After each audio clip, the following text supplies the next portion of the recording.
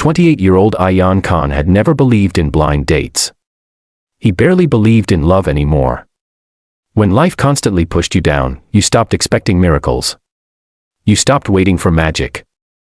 And Ayaan had been pushed down more than enough. A poor mechanic with oil-stained hands and only one pair of decent shoes, he carried responsibilities heavier than the engines he repaired. His widowed mother was diabetic. Their house leaked during rain. And bills piled up faster than he could earn. But that morning, after years of saying, maybe later, his best friend finally convinced him, bro, just meet her. His friend insisted, she's sweet. And she doesn't care about money. Ayaan sighed. Girls always care. His friend laughed. Just go. What's the worst that can happen? Ayaan would soon learn the answer. The cafe too fancy for someone like him. Ayaan stood outside the glass-front restaurant, feeling like the LED lights were judging him. Couples inside wore designer clothes, shiny watches, perfumes he didn't even know names of. He glanced at his reflection on the glass, simple white shirt, black jeans, hair combed more neatly than usual, hands still slightly rough from work, no matter how hard he had scrubbed. Bismillah, he whispered and stepped inside. Instantly, he felt every insecurity cling to him like a second skin. The soft classical music, the polished marble floor, the scent of expensive coffee, it all made him want to turn around and leave. But then his friend texted, she's already there. Window seat. Ayaan took a deep breath, scanned the tables, and there she was. A young woman, maybe mid-20s, sitting alone by the window, long brown hair tucked behind her ears. A soft pastel scarf draped around her shoulders, slim fingers wrapped around a warm cup she barely sipped. She looked sad. Not bored, sad, like sadness lived in her bones. That must be her, Ayaan told himself. At least she looks real, not fake like the girls on Instagram. He smoothed his shirt and walked toward her. Are you here for me? Ah, hi, Ayaan said, offering a nervous smile. I'm Ayaan. The girl looked up slowly. Her eyes were soft but surprised, almost startled. You're here for me? She asked. Ayaan nodded quickly. Yes. Blind date. My friend arranged it. She hesitated for a heartbeat. Something flickered in her eyes, fear, confusion, or maybe loneliness, but then she nodded shyly. Okay, please sit.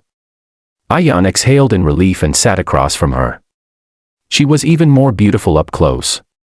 But not the loud, showy kind of beauty. Hers was fragile, delicate, like a blooming flower trying to survive winter. I'm really glad you came, Ayaan said gently. She smiled, a tiny, soft, hesitant smile. I'm Zara, she whispered. The name fit her.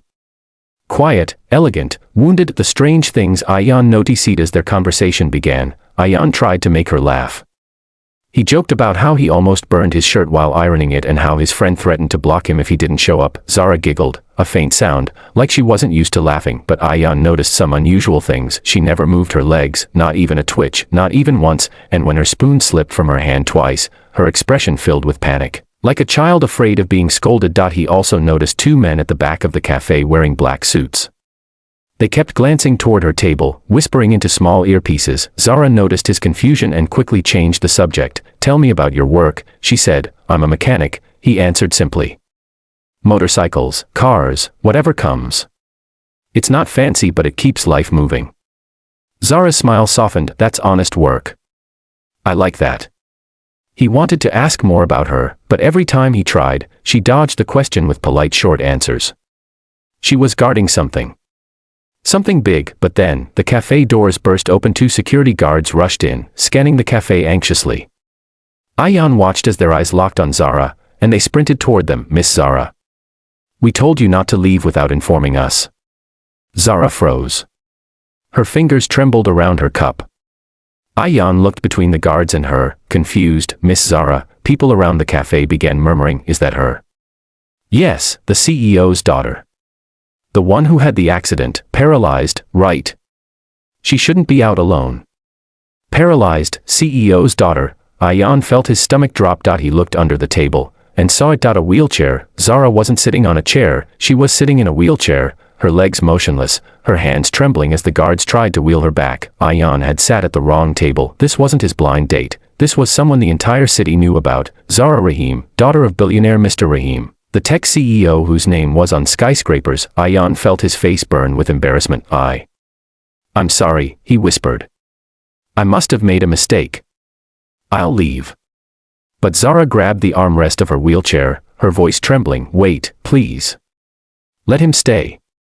The guards froze. "Miss, just 5 more minutes," she pleaded. I was enjoying this. Ayaan's heart tightened. She wasn't angry, she wasn't offended, she looked desperate for someone to treat her like a normal human being. He swallowed hard. "I can stay, if you're sure." She nodded with watery eyes. "I'm sure." The moment everything changed, the guards backed away reluctantly, giving them distance. The cafe whispers faded as people returned to their meals. But Ayaan's world had already tilted. He had come for a simple blind date, and ended up sitting with a girl who hadn't felt normal, free, or truly seen in years. Zara looked down at her unmoving legs and whispered, barely audible, "People only look at what I lost, not who I still am." Ayaan felt his chest ache. "You're more than what happened to you," he said softly, her eyes lifted, shining with a painful hope. "You really think so?" Ayaan nodded. "I don't know your story, but I can see you.